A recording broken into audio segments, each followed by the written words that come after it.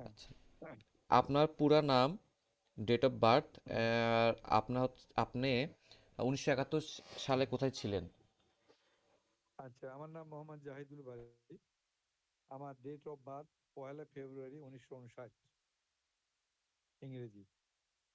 তো আচ্ছা। 1971 সালে যুদ্ধের সময় আমি বগুড়াতে ছিলাম। বগুড়া আমার গ্রামের বাড়িতে ছিলাম।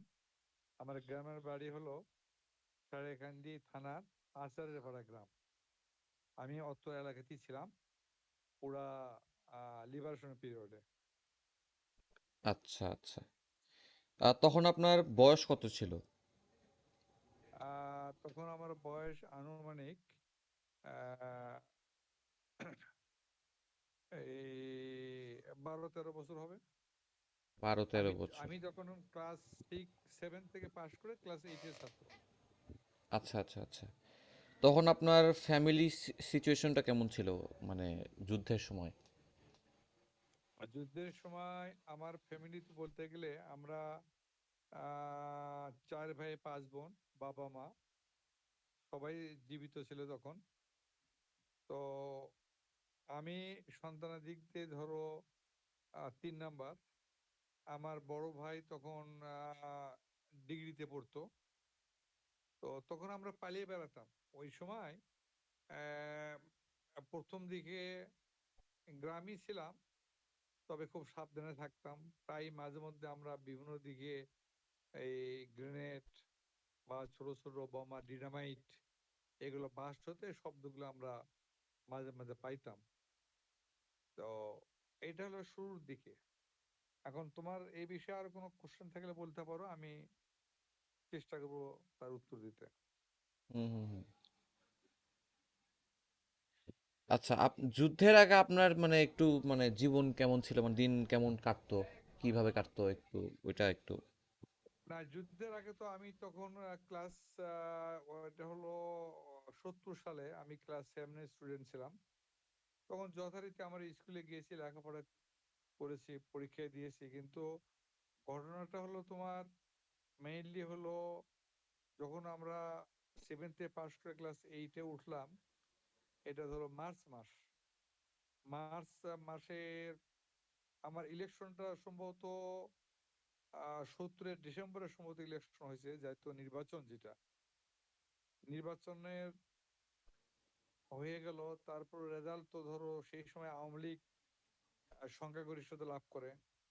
পূর্ব পাকিস্তানে প্রায় সবগুলো সিটি আওয়ামী লীগ তথা সেই সময়কার শেখ মুজিবুর রহমান। বাবা জাস্ট বিট, তুমি এলে বুঝবে না, আমি দিয়ে আসবো তালা, আমি দিয়ে আসবো। আমি এটা শেষ করে নিই কথাটা, না বেশি সময় সময় লাগবে না। নির্বাচনের সময়। হ্যাঁ। তো ধরো নির্বাচন হয়ে গেল। তারপরে আহ পুরো তখন হলো বাংলাদেশ ছিল না, তখন পূর্ব পাকিস্তান। তখন পূর্ব পাকিস্তান আর পশ্চিম পাকিস্তান এই দুইটা রাষ্ট্র মিলে পাকিস্তান। তো তখন ধরো আমরা পূর্ব পাকিস্তান বলতে গেলে বলবো যে পূর্ব পাকিস্তানি ছিলাম। তো ইলেকশন হওয়ার পরে যখন শেখ মুজিবুর রহমান সংখ্যাগরিষ্ঠতা লাভ করে, তারপরে তখন ক্ষমতা হস্তান্তর করতেছিল না পাকিস্তানিরা। তারা ক্ষমতা হস্তান্তর করতেছিল না বিভিন্ন কারণে। তারা মনে করছিল যদি শেখ মুজিবকে হাতে যদি আমরা ক্ষমতা দিয়ে দিই, তাহলে সে তো পুরা পাকিস্তানের রাষ্ট্রনায়ক হবে। সেটা তারা মানতেও পারতেছিল না বিভিন্ন কারণে। তারা মানে ছলচাতুরি করতেছিল।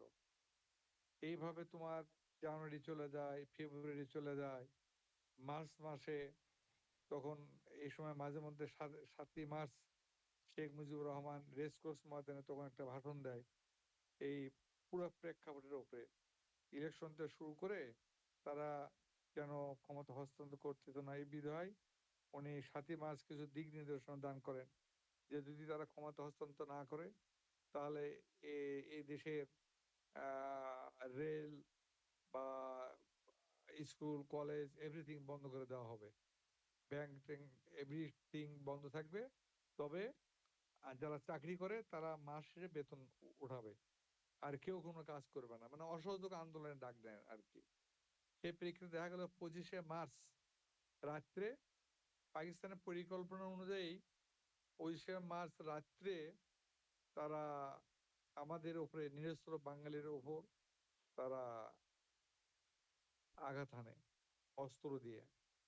এবং ঢাকা বিশ্ববিদ্যালয়, ঢাকা মেডিকেল এবং ইম্পর্টেন্ট যে প্লেস গুলো ছিল ঢাকার, একযোগে তারা আক্রমণ করে করে সেই রাত্রেই অনেক বাঙালি শহীদ হয়, অনেক বাঙালি শহীদ হয়। এবং শেখ মুজিবকে ওই দিন রাত্রে তারা অ্যারেস্ট করে নিয়ে যায়, পাকিস্তানে নিয়ে যায়। তারপরে পরের দিন 26শে মার্চ আমরা জানলাম যে ঢাকাতে মেসাকার অবস্থা হয়ে গেছে। নট অনলি ঢাকা, তোমার বড় বড় শহরগুলো তো। এর মধ্যে আর একটা বিষয় না বললি নয়, যে এই তখন পাকিস্তানের রাষ্ট্রনায়ক ছিল ইয়াহিয়া খান। ইয়াহিয়া খান আবার পশ্চিম পাকিস্তানে তো শেখ মুজিব পূর্ব পাকিস্তানে সংখ্যাগরিষ্ঠতা লাভ করলো, তেমনি পশ্চিম পাকিস্তানে আবার ভুট্টো, জুলফিকার আলী ভুট্টো, অনেক আগের ঘটনা তো বাবা। জুলফিকার আলী ভুট্টো আবার পশ্চিম পাকিস্তান থেকে উনি আবার সংখ্যাগরিষ্ঠতা লাভ করে। তো এই ভুট্টো চাচ্ছিল না যে শেখ মুজিবকে ক্ষমতা দেওয়া হোক। শেখ মুজিব বেশি আসনে জয়লাভ করছে, সেই প্রাপ্য। কিন্তু ওখানে ভুট্টাও মানে একটু কনস্পিরেসি করেছে আর কি। এনিওয়ে, তো ইহা খান সেই সময় তালবাহানা করতেছিল এই ক্ষমতা হস্তান্তরের আড়ালে। পাকিস্তান থেকে তোমার সৈন্য আনতেছিল, এই পশ্চিম পাকিস্তান থেকে পূর্ব পাকিস্তানে অস্ত্র গোলা বারুদ তারা নিয়ে আসতেছিল। তাদের ভিতরে এরকম একটা অভিসন্ধি ছিল যে বাংলাদেশের, সরি পূর্ব পাকিস্তানের যারা যারা অভিজ্ঞ লোক, শিক্ষক, ডাক্তার, বুদ্ধিজীবী, এদেরকে নির্মূল করবে, যেন এরা আর আন্দোলন করতে না পারে। এই প্রেক্ষিতে তারা অস্ত্র এবং পশ্চিম পাকিস্তান থেকে সৈন্য নিয়ে আসতেছিল। এই অবস্থা তো তোমার 25শে মার্চ রাত্রে তারা পুরো পূর্ব পাকিস্তানে রাতের অন্ধকারে তারা আক্রমণ করে। 26শে মার্চ আমরা জানলাম এই ঘটনা। তারপর থেকে 26শে মার্চ বা 27শে মার্চ সম্ভবত চিটাগাংয়ের কালুরঘাট বেতার কেন্দ্র থেকে সেই সময় মেজর জিয়াউর রহমান উনি স্বাধীনতা ঘোষণা দেন। তো এখানে একটা লক্ষণীয়, ওই সময় যে ইপিআর ছিল, ইস্ট পাকিস্তান রেজিমেন্ট, মানে পরবর্তীতে যেটাকে আমরা বাংলাদেশে বিডিআর বলি, এখন বিডিআর এর নাম তো আবার পরিবর্তন করে কি নাম যেন হয়েছে, BGB, border guard of Bangladesh. তো সেই সময় তাদেরকে বলা হতো ইপিআর। ইপিআর এবং পূর্ব পাকিস্তানের পুলিশ টুলিশ ছিল, এরাও তখন ওই এই আন্দোলনে, এই মুক্তিযুদ্ধে অংশ নেয়, বুঝছো? হ্যাঁ, হ্যাঁ, মুক্তিযুদ্ধে হ্যাঁ। অংশ নেয়। এবং আমরা তখন ক্লাস 8-এর স্টুডেন্ট এবং ছোট, আমরা ইন্ডিয়া যেতে পারিনি, কিন্তু দলে দলে যারা যুবক শ্রেণী, যারা ধরো 9-10-এ পড়ে বা স্কুল কলেজের ছাত্ররা, আরো যারা বেশ মেচুর, তারা তখন বিভিন্ন পথে, সীমানা পথে তারা ভারত পালিয়ে যায়। ভারতে পালিয়ে গিয়ে ওইখানে তারা প্রশিক্ষণ গ্রহণ করে। তো ধরো আমি তখন ছোট ছিলাম, আমি যাইতে পারি নাই, আমি এগুলো অবজার্ভ করছি। পাকিস্তানি সেনারা আসতেছে যাইতেছে, বিভিন্ন জায়গায় ক্যাম্প করতেছে, বিভিন্ন জনকে ধরে নিয়ে যাইতেছে। এই ঘটনাগুলো ধরো আমরা অগাস্ট মাস পর্যন্ত দেখেছি যে এগুলো চলতেছে। এর মধ্যে ইন্ডিয়া যারা গেছে, যেসব স্টুডেন্ট বা কৃষক, ছাত্র জনতা, এরা ওইখানে ট্রেনিং প্রাপ্ত হয়ে রাইফেল গ্রেনেড নিয়ে বাংলাদেশে চলে আসে। এসে তখন এই তোমার স্বল্প পরিসরে বিভিন্ন পাকিস্তানি ক্যাম্পে হামলা করে, বিভিন্ন জায়গায় যুদ্ধ হয়। কতক সেক্টরে তারা জয়লাভ করে, কতক সেক্টরে জয়লাভ করতে পারে না। তারা বিভিন্ন জায়গায় ডিনামাইট ফুটায়, রেল সেতু, রাস্তাঘাট, এগুলো তারা ডিসকমিউনিকেট করে দেয়। এইভাবে যুদ্ধটা চলতেছিল। এই চলতে চলতে তোমার, তো ধরো যখন আহ ডিসেম্বর মাস চলে আসলো, ডিসেম্বর মাসের 6 তারিখে ভারত তখন বাংলাদেশকে স্বীকৃতি দান করে। স্বীকৃতি দিয়ে তখন একবারে মিত্র বাহিনী, অর্থাৎ ইন্ডিয়ার সোলজার, বাংলাদেশের মুক্তিযোদ্ধা, সবাই মিলে একযোগে আক্রমণ করে। তখন অলরেডি পূর্ব পাকিস্তান পশ্চিম পাকিস্তানের যুদ্ধ শুরু হয়ে যায়। ইন্ডিয়া তখন পশ্চিম পাকিস্তান অ্যাটাক করে, কারণ পশ্চিম ইন্ডিয়ার সঙ্গে তো পশ্চিম পাকিস্তানের সীমানা আছে, পূর্ব পাকিস্তানের সীমানা আছে। তারপরে যুদ্ধ ধরো 6 তারিখে যখন ভারত যখন ডিক্লারেশন দেয়, আহ, বাংলাদেশকে যখন পূর্ব পাকিস্তান অর্থাৎ শেখ মুজিবকে যখন ডিক্লারেশন দেয় যে হ্যাঁ সেই বৈধ নেতা, এবং বাংলাদেশ নামে একটা রাষ্ট্রকে যখন স্বীকৃতি দেয়, তখন তারা ইন্ডিয়া ধরো আকাশ পথে, স্থল পথে, নদী পথে তখন অ্যাটাক করে। তো ওই সময় পুরো পাকিস্তানে পাকিস্তানের প্লেন ছিল কম, ফাইটার প্লেন ছিল কম। ইন্ডিয়া একযোগে প্লেন গুলো এসে ওদের পুরো পাকিস্তান যে কটা প্লেন ছিল সেগুলোকে সব ডিজর্ডার করে দেয়, সবগুলো ধ্বংস করে দেয়। যার ফলে পাকিস্তান আর প্লেন দিয়ে ফাইট করতে পারে না। তখন তো ইন্ডিয়ার হাতে সবকিছুই। তখন আস্তে আস্তে বিভিন্ন সেক্টরে মুক্তিযোদ্ধারা যখন অ্যাটাক করা শুরু করলো, এই পূর্ব পাকিস্তানের বিভিন্ন জেলায় পাকিস্তানি সৈন্যরা তখন সরে আসতেছিল পরাজয়। ধরো এই বগুড়া, এই পাবনা, রাজশাহী, চিটাগাং, বিভিন্ন জায়গায় যখন মুক্তিযুদ্ধ এবং ইন্ডিয়ান বাহিনী যখন হামলা করে, তখন পুরো পাকিস্তান অর্থাৎ পাকিস্তানিদের পরাজয় তখন একদম মনে করো যে দ্বার প্রান্তে চলে আসে। তারা তখন সবগুলো সৈন্য সরায় নিয়ে আস্তে আস্তে একদম সব চলে আসে হলো রাজধানীর দিকে। সবাই রাজধানীতে চলে আসলো। তারপরে মনে করো এদিকে ইন্ডিয়ান যে অধিনায়ক ছিল, ওনার নাম হলো সম্ভবত অরোরা। উনি তখন বললেন যে আপনারা সারেন্ডার করেন, সারেন্ডার না করলে আমরা কিন্তু সব শেষ করে দেবো। তখন সেই 16ই ডিসেম্বর রেসকোর্স ময়দানে পাকিস্তানের এদিক বুঝে নিয়াজি ছিল, নিয়াজি, তখন উনি আবার পশ্চিম পাকিস্তানের যে মেইন যে প্রেসিডেন্ট বা যারা ছিল তাদের পারমিশন নিয়ে পরবর্তীতে সম্ভবত 97,000 সোলজার ছিল পাকিস্তানের, পুরো পুরো পাকিস্তানে পাকিস্তানি সোলজার। এই 97,000 সোলজার সহ রেসকোর্স ময়দানে তারা আত্মসমর্পণ করে মিত্র বাহিনীর কাছে। এবং সেখানে একটা স্বাক্ষর হয়, যেটা তোমার বিভিন্ন ছবিতে দেখা যায়। এইভাবে আর কি দেশের মুক্তিযুদ্ধটা শেষ হয় এবং শেষ পর্যন্ত পাকিস্তান পরাজিত হয়, হয়ে এই পূর্ব পাকিস্তানটা ভেঙে বাংলাদেশ নামে একটা নতুন রাষ্ট্র গঠন হয়। আচ্ছা, এখন আমি মানে আপনার এক্সপিরিয়েন্স মানে একটু মানে শুনতে যাচ্ছি। সেটা হচ্ছে যে যখন যুদ্ধটা শুরু হয়, হ্যাঁ, এই যুদ্ধটা আপনার মানে লোকাল কমিউনিটি বা আপনার ফ্যামিলির উপর কিরকম ইম্প্যাক্ট মানে ফেলছিল? যখন যুদ্ধটা শুরু হয় তখন ধরো লোকালি আমরা যারা ছিলাম আমরা খুব ভয়ে রাত কাটাচ্ছি এবং দিনের বেলা খুব সাবধানে সাবধানে থেকেছি। আমরা পালিয়েও থেকেছি রাতের বেলা।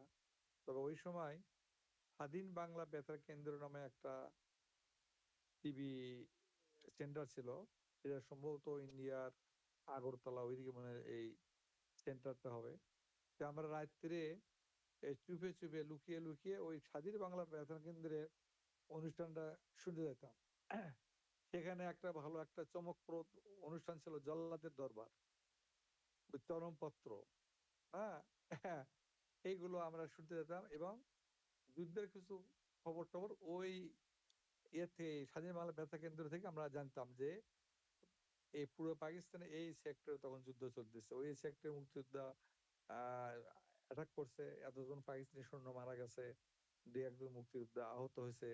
এই সংবাদগুলো আমরা ওই চ্যানেল থেকে শুনতে পারতাম, এবং সেটা রাতের বেলা। সন্ধ্যা রাতের পরে আমরা চুপে চুপে বাদ ঝাড়ে নিচে বসে ওই আমরা রেডিওটা শুনছি ভয়ে। কারণ যদি জানতে পারে পাকিস্তানি সোলজার বা তখন রাজাকার ছিল, তাহলে তারা আমাদের আস্ত রাখবে না। এই জন্য আমরা রাতের অন্ধকারে কোনো এক বাড়ির বাদ ধারে ওই রেডিওটা নিয়ে বসে বসে ওই খবরগুলো আমরা শুনতাম।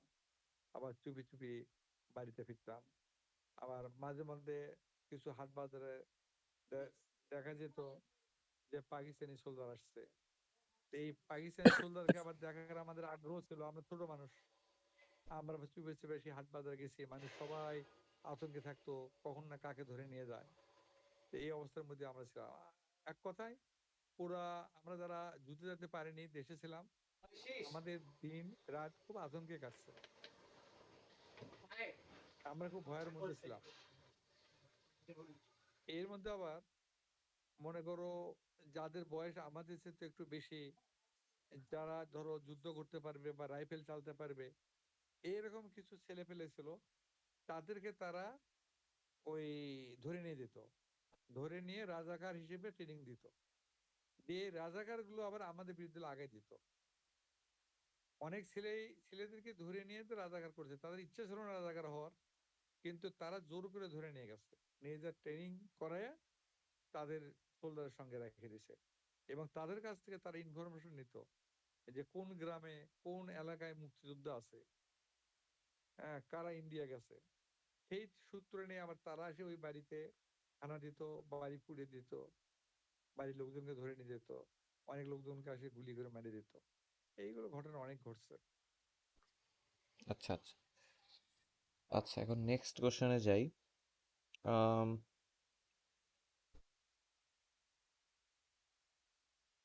আচ্ছা, এমন কোনো মানে ঘটনা ছিল যে মিলিটারি কোনো মানে ভায়োলেন্স করেছিল, সেটা হচ্ছে আপনি এক্সপিরিয়েন্স করছেন বা হয়েছিলেন? আরেকবার একটু বলো, নেটের ডিস্টার্ব ছিল, বুঝতে পারিনি। আচ্ছা আচ্ছা। মানে এমন কোনো ঘটনা কোশ্চেনটা ছিল, আরেকবার বলো। এমন কোনো ঘটনা ছিল হ্যাঁ, যে মিলিটারি কোনো ইনসিডেন্ট ঘটাইছিল, সেটা হচ্ছে আপনি এক্সপিরিয়েন্স করছেন নিজে চোখে বা বুঝতে পারছিলেন, যেমন আর্মিরা কোনো ভায়োলেন্স টাইপ কিছু করছিল কিনা? এটা অনেক ঘটনাই আছে। একবার একটা ঘটনা হলো কি, আমার নানার বাড়ি, আমার নানার বাড়িতে হঠাৎ করে একদিন এই তোমার সকাল 10টা 11টা সময় হবে, দেখা গেল যে ওইখানে আগুন ধরে দিচ্ছে। কার আগুন ধরলো, যে শোনা গেল যে ওখানে, ওই গ্রামের নাম হলো গণকপাড়া, বুঝছো? ওই সারেকান্দি থেকে হয়তো 4-5 মাইল দূরে হবে গ্রামটা, 4-5 মাইল দূরে হবে। তে তাদের কাছে কিছু ইনফরমেশন ছিল যে ওই গ্রামে কিছু মুক্তিযুদ্ধ আছে, সেই প্রেক্ষিতে তারা ওই গ্রামে আসে। এসে আমার মামার বাড়িটা একটু লম্বা ছিল, ওই বাড়িতে আগুন ধরায় দেয়। আমরা তখন আমাদের গ্রাম থেকে, আমার গ্রাম ওই গ্রাম থেকে ডিস্টেন্স হবে ধরো 2 মাইল, আমরা ওইখান থেকে আগুন টাগুন সবই দেখতেছিলাম, কিন্তু আমরা ওই এইদিকে আসার সাহস পাচ্ছিলাম না। তারা আবার ওখান থেকে সেল নিক্ষেপ করতেছিল, কিছু সেল আবার আমাদের কাছাকাছি এসে পড়তো, একে দেখো আমরা ভয় পেয়ে গেছি। তো আগুন যখন ধরায় দেয় ওই বাড়ির অনেকগুলো, ধরো প্রায় এক লাইনে এই 8-10টা বাড়ি একদম পুড়ে যায়। তো ওই সময় আমার এক মামা বাড়িতে ঢুকছিল, তার নিজের ঘরে কিছু জিনিসপত্র টাকা পয়সা নিয়ে আসার জন্য। তো সে ঘরে ঢুকছে, ঘরে ঢুকে যখন সে বের হবে, তখনই পাকিস্তান সোলজার সামনে পড়ে গেছে। পাকিস্তান সোলজার রাইফেল ধরছে, এই বেটা তুম ক্যা হ্যায়। তখন ও আবার কিছু উর্দু বলতে পারতো, তখন সে বলতো যে আমার ছেলে পশ্চিম পাকিস্তানে আছে, আমার ছেলে মিলিটারি, তোমাদের মধ্যে মিলিটারি, আমরা মুসলিম লীগ করতে হয়, মানে আমরা মুসলিম লীগ করি, আমরা মুক্তিযোদ্ধা না। তখন তার ঘরে ওই পাকিস্তানের যে ছেলেটা ছিল তার একটা ছবি ছিল, তখন সেই ছবিটা দেখাইছে। ছবিটা যখন দেখাইছে, তখন তার মনে করছে হ্যাঁ তাই তো, এই তো মিলিটারি, এ তো আমাদেরই। তখন আর ওই বাড়িতে আর অ্যাটাক করেনি, ওই ওই আর আগুনও ধরা দেয়নি ওই পর্যন্ত। আগুন ধরা দিয়ে আর যে কয়েকজনকে ধরে নিয়েছিল, পাশে একটা আম বাগান ছিল, ওখানে সবগুলোকে রশি দিয়ে বেঁধে ওইখানে ব্রাশ ফায়ার করে সবগুলোকে মেরে ওরা আবার ব্যাক করে চলে গেছে। এই জিনিসটা ছোটবেলায় ওই সময় আমরা দেখেছি আর কি। এছাড়া অনেক সময় তারা আমাদের বাড়ির সম্মুখে বড় রাস্তা ছিল, অবদাবাদ বলে যেটা, যমুনা যমুনা নদী প্রতিরোধ একটা বাঁধ ছিল, ওই বাঁধের উপর দিয়ে দিন রাত 24 ঘন্টায় তারা আপ ডাউন করতো। তোমার সিরাজগঞ্জ থেকে গাইবান্ধা, রংপুর, ওই পথে যাতায়াত করতো, যার জন্য আমরা সবসময় একটা ভয়েই থাকতাম। আচ্ছা আচ্ছা আচ্ছা। আচ্ছা, তাহলে আমি পরবর্তী কোশ্চেনে যাই। হুম, আচ্ছা, যুদ্ধের সময় আপনার পরিবার কোথাও আশ্রয় নিয়েছিল? যুদ্ধের মধ্যে আমার পরিবার বলতে আমার বাবা, আমি এবং আমার ভাই, আমরা তিনজন মাঝে মধ্যে অন্য বাড়িতে লুকিয়ে থাকতাম, যে তারা এসে যদি আমাদেরকে ধরে নিয়ে যায়, ধরে নিয়ে গিয়ে তারা করবে রাজাকার বানাবে, নাহলে ওই টর্চারিং করবে। এই ভয়ে আমরা তিনজনেই মাঝে মধ্যে একটু লুকিয়ে অন্য বাড়িতে থাকতাম, রাত্রে অন্য জায়গায় রাত যাপন করতাম। আচ্ছা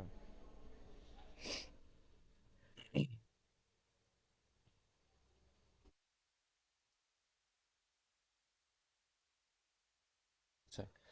আর যুদ্ধের সময় আপনার পরিবার কিভাবে যুদ্ধের খবরগুলো পাইতো, যে কি হচ্ছে, কোথায় কি হচ্ছে? যুদ্ধের মধ্যে এখানে মজার বিষয়, যুদ্ধের ওই পুরা এই 9টা মাস আমাদের বাড়ির সম্মুখে একটা বড় কদম গাছ ছিল। কদম গাছে আমরা পাকিস্তানি পতাকা উঠায় রাখতাম। যেহেতু সম্মুখ দিয়ে পাকিস্তানি সৈন্যরা যাতায়াত করতো, বলতাম যে একটা যমুনা নদী প্রতিরোধ একটা বাঁধ আছে আমাদের বাড়ির সম্মুখ দিয়ে, বিশাল বড় বাঁধ, ওই বাঁধের উপর দিয়ে এরা চলাচল করতো। তো আমাদের গাছে পাকিস্তানি পতাকা রাখতাম, তার মানে পাকিস্তানরা সোলজার দেখে যেন মনে করে যে হ্যাঁ, এটা আমাদেরই লোক। কাজী, কিন্তু এদিকে আবার আমার বাড়িতে আবার আমি মুক্তিযুদ্ধ, আমার বন্ধুরা তখন বাজিস টাইম ইন্ডিয়া থেকে তারা মুক্তিযুদ্ধের ট্রেনিং নিয়ে গোলাবারুদ অস্ত্র শস্ত্র সহ নিয়ে তখন আমার বাড়িতে থাকে। আমার বাড়ির ভিতরে মুক্তিযুদ্ধদের আমি খাওয়াই, আর বাড়ির সামনে পাকিস্তানি ফ্লাগ উঠে রাখি। এইভাবে আমাদের সময়গুলো গেছে। আচ্ছা আচ্ছা। এবং আমি তুমি যে হ্যাঁ। বললে যে খবর কিভাবে পাইতাম, ওই যে আমরা রাতে অন্ধকারে চুপে চুপে ওই রেডিও থেকে ওই সাজিমাল বেচা কিন্তু নিউজ শুনতাম। আর আমাদের যে ফ্রেন্ডরা মুক্তিযোদ্ধায় তখন তারা বিভিন্ন সময় বলে দিত যে আজকে আমরা অমুক জায়গায় যাচ্ছি, ওইখানে অ্যাটাক হবে, ওইখানে অ্যাটাক হবে। তাদের মাধ্যমেও আমরা এই খবরগুলো পাইতাম। বা কিছু সোর্স ছিল মুক্তিযোদ্ধাদের, আমাদের মধ্যে কিছু সোর্স ছিল, তাদের মাধ্যমে আমরা জানতাম যে আজকে অমুক জায়গায় অ্যাটাক হবে, অমুক জায়গায় মুক্তিযোদ্ধারা, মুক্তি বাহিনী ওইখানে গিয়ে হানা দিবে। এগুলো এইভাবে আমরা ইনফরমেশন পাইছি। আচ্ছা আচ্ছা। ওই যে এমন কোনো মেমোরি যেটা ওই যে আপনার মনে আছে এখনো? হ্যাঁ, আছে একটা মেমোরি মনে আছে। সেটা হলো আহ যে আমি তোমাকে বলতেছিলাম যে আমাদের পাশে হাট শেরপুর নামে বড় একটা হাট বা বাজার আছে। এটা প্রতি রোববার এবং বৃহস্পতিবার এই হাটটা বসতো। এটা সারেকান্দি থানা থেকে এই তোমার 6-7 মাইল দূরে হবে, আমার গ্রাম থেকে 2-3 মাইল দূরে হবে। তো এটা একটা প্রসিদ্ধ হাট, অনেক বড় হাট। তো একদিন আমরা খবর পেলাম যে ওই হাটে পাকিস্তানি সেনারা ক্যাম্প করতেছেন। তো ওই হাটের পুরো পাশে একটা স্কুল ছিল, উঁচু একটা বিল্ডিং ছিল, সম্ভবত সেখানেই তারা ক্যাম্পটা করছিল। তো হাটের দিন সম্ভবত ওটা রোববার বা বৃহস্পতিবার হবে, সপ্তাহে 2 দিন হাট বসে। তখন ধরো আমি আরো 2-4 জন লোকের সঙ্গে খুব ভয়ে ভয়ে গেলাম ওদেরকে দেখার জন্য, যে বেলুচি, পাঞ্জাবি, পাকিস্তানি সোলজার গুলো কেমন। এটা সম্ভবত জুন জুলাই মাস হবে। তখন আশেপাশের এই মাঠগুলো, ধরো পাট ক্ষেত ছিল তখন, ধান, চারদিকে পাট ক্ষেত ছিল। এরকম এই সময় বর্ষা আসেনি, বর্ষার আগে আগে ঘটনা। তো আমি গেলাম, হাতে গেলাম। যখন হাঁটতে গেলাম তখন দেখলাম যে তারা তখন যোগাযোগের ব্যবস্থা, ওরা গরুর গাড়ি, বেশ কয়েকটা গরু গাড়িতে ওরা আর্মস নিয়ে আসতেছে। আর্মস সারেকান্দি থেকে গরু গাড়িতে ওরা আর্মস নিয়ে এসে হাটের ভিতর দিয়ে ওই যে যে স্কুলটা আছে হাটের পুরো পাশে, ওইখানে গিয়ে ওইগুলো আর্মস টার্মস ওই বিল্ডিং এ রেখে, এখন হাটের দিন পুরো বাজার মানুষে ভর্তি, এখন গাড়িগুলো বের করে দিতে হবে। ওরা ফাঁকা গাড়িগুলো হাটের ভিতরে বের করে দিচ্ছে। তখন আমার মাথায় একটা শয়তানি বুদ্ধি চাপলো যে আমি একটু কাছে থেকে ওদেরকে দেখবো। তা আমি ইচ্ছাকৃত ভাবে একটু গরুর গাড়ির কাছে, গরুর গাড়ির কাছে গিয়েছি, একজন সম্ভবত বেশ লম্বা, সম্ভবত সে পাঞ্জাবি হবে, একটা পাঞ্জাবি সোলজার আমাকে সে খেয়াল করছে। তুমি শুনতে পাচ্ছ? হ্যাঁ হ্যাঁ হ্যাঁ হ্যাঁ, বলেন, আপনি বলেন। একটা পাঞ্জাবি সোলজার সে আমাকে মার্ক করছে। গরু গাড়ি একটা গেল, বেশ 3-4টে গরু গাড়ি, আমি কাছে গেলাম, একটা গরুর গাড়ি পার হয়ে গেল, পরের গরু গাড়ি আমি আবার একটু কাছে গেলাম। তো আমার গতিবিধি আমি একটু ওদের কাছ থেকে দেখবো, কিন্তু একজন সোলজার সে আমাকে খেয়াল করছে, মার্ক করছে। তখন তো আবার ওরা কি করে না করে, এদের ইনফরমেশন আবার মুক্তিযোদ্ধাদের কাছে পাঠিয়ে দিত, মানে স্পাইগিরি করতো অনেক ছেলেপেলে। তারা হয়তো আমাকে এরকম মনে করতে পারে, কিংবা এটাও হতে পারে তারা হয়তো ভাবছে আমাকে ধরবে। এই নিয়ে এই 4-5টা গাড়ি যখন চলে গেল, লাস্টের গাড়ি যখন গেল, ঠিক লাস্টের গাড়ির পিছনে গিয়ে আমি আবার দাঁড়াইছি। তখন দেখি যে আমার কাছ থেকে ধরো এই 30 ফিট দূরে হবে, 30-40 ফিট দূরে এই 3-4জন সোলজার দাঁড়াইছে। দাঁড়িয়ে লম্বা একটা সোলজার সে তখন ইশারা করতেছে, এই তোম তোম, মানে আমাকে ডাকতেছে। আমি তো বুঝে ফেলছি যে আমি যদি যাই তাহলে তো আমাকে ধরে নিয়ে যাবে, ধরে নিয়ে হয় রাজাকার বানাবে, না আমারে একটা কিছু করবে। আমি তো ভয় পেয়ে গেছি। যখন ভয় পেয়ে গেলাম, এরই মধ্যে আমার সামনে একটা বয়স্ক লোক আমার সামনে পড়ছে। আমি তখন ওনাকে ইন্ডিকেট করতেছি, আপনাকে ডাকে, এই বলে ওই লোকটাকে ওই আর্মি সোলজার দিকে আমি মার্ক করাইছি। করে আমি মানে সরার তালে আছি, আমি দৌড় দেবো। এরই মধ্যে সে লাফায় উঠছে, জোরে চিল্লা উঠছে, এই নো নো নো, তোম তোম, মানে সে না আমি। বাবা, আমার তো তখন মনে করো আর বাস্তব ঘটনা যে আমার শেষ। ওরা ধরে নিয়ে গেলে আজকে আমার কুরবানি করবে, হয় গুলি করবে, না হয় রাজাকার বানাইবে। তো হাতে তো অনেক লোক, আমি ছোট মানুষ, মনে করো বেশ ছোট, এইটা উঠছি, মাত্র এইটার স্টুডেন্ট আমি। তখন আমি চিন্তা করলাম এখন কিভাবে যাওয়া যায়। তখন আমি মানে ওদের দিকে হলাম যে হ্যাঁ আমি আসতেছি, ভাইয়া 2-1 স্টেপ আস্তে আস্তে 2-1 স্টেপ নিলাম। 2-1 স্টেপ যখন নিয়েছি, তখন ওই সোলজার গুলো তখন ওরা অন্যদিকে তাকাচ্ছে। যখনই অন্যদিকে তাকাচ্ছে, আমি তো ওদের চোখে চোখ রাখছি, রেখে 2-1 স্টেপ নিছি। যখনই ওরা সামনের দিকে তাকাচ্ছে, আমি তো ছোট মানুষ, আমি মাথাটা নিচু করে, আমার ডান পাশে ছিল অনেক বড় একটা পাকুর গাছ, অনেক মোটা পাকুর, পুরাতন পাকুর গাছ, না হলেও তোমার 100 বছর বয়স হবে। এই পাকুর গাছের নিচ দিয়ে বাবা, আমি ছোট মানুষ, মানুষের মনে করো আশেপাশ দিয়ে লোকে লোকারণ্য, লোকজন তাকায় আছে আমাকে কেন ডাকছে। আমি এই ফাঁকে পিছন দিকে দে দৌড় দৌড় দিয়ে একদম বাজারের ওই এক সাইডে চলে আসছি। এসে সেখানে আবার বেশ করা দোকান ছিল, দোকানের পাশে আমি দাঁড়াইছি। আমি দেখি যে ওরা 4-5 জন বাবা 4-5 দিকে ছুটছে, হন্যা হয়ে আমাকে খুঁজতেছে। এখন আমি কোন দিকে যাব? ওই দোকানের পেছনে ছিল পাট ক্ষেত, তোমাকে বললাম না তখন অনেক পাট ক্ষেত ছিল জমিতে। পিছনে দেখি যে আমি পাট ক্ষেত, আমি আর কোনো দিকে না তাকায় এক দৌড়ে আমি পাট ক্ষেতের ভেতর চলে গেছি।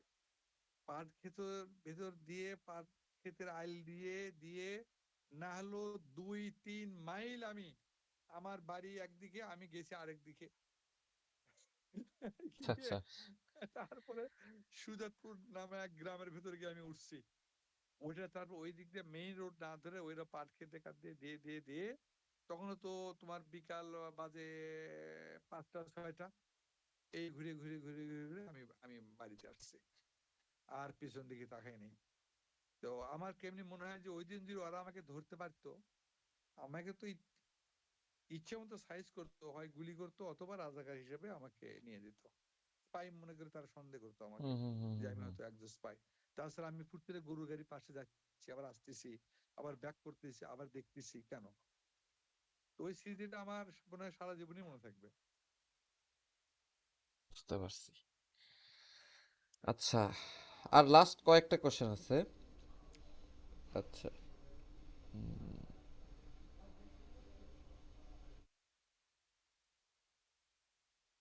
আচ্ছা, আপনার কি মনে হয় যে 1971 সালটা এখনকার ইয়াংদের জন্য আসলে একটা গুরুত্বপূর্ণ, বা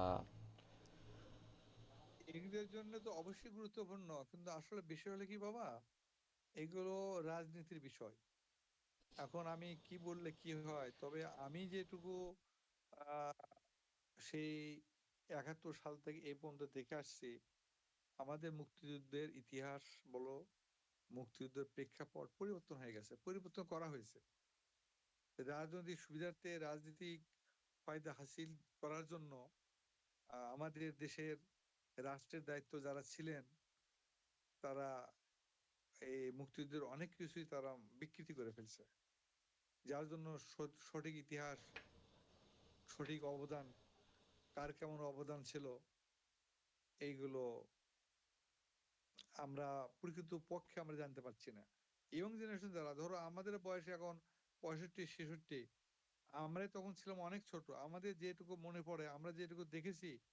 আর পরবর্তী জেনারেশন তো ওই 71 সালে মুক্তিযুদ্ধ সম্পর্কে শুধু ধারণা করে। কি ধারণা করে? এই যে পাঠ্যপুস্তকে তো এইগুলো ঘটনা সব পরিবর্তন করে ফেলছে, পাঠ্যপুস্তকে অনেক কিছুই পরিবর্তন করে ফেলছে। তো পরিচিত আমার মনে হয় যে এখন যারা সরকার গঠন করবে, তাদের উচিত হবে মুক্তিযুদ্ধের সঠিক প্রেক্ষাপটটা তুলে ধরা, এবং প্রতিটা পাঠ্য বইয়ে এগুলো লিপিবদ্ধ করা, আমরা যেন সঠিক ইতিহাসটা জানতে পারি। আচ্ছা আচ্ছা। আচ্ছা, এখন পরবর্তী কোশ্চেন। আহ, আপনি কি বিশ্বাস করেন যে 1971 সালে যে মানে স্ট্রাগলটা মানে আমরা করেছিলাম, সেটা হচ্ছে মানে আমাদের ফ্রিডম, তারপরে জাস্টিস, এগুলা সবকিছু ফুলফিল করছে বর্তমানে? আমরা যে আশা নিয়ে আমরা যুদ্ধ করেছিলাম, যখন দেশ স্বাধীন হয়, সেই আশাটা আমাদের পূরণ হয়েছে। কিন্তু যে লক্ষ্য ছিল আমাদের, সেই লক্ষ্যগুলো আজও আমরা অর্জন করতে পারি নাই। আচ্ছা আচ্ছা।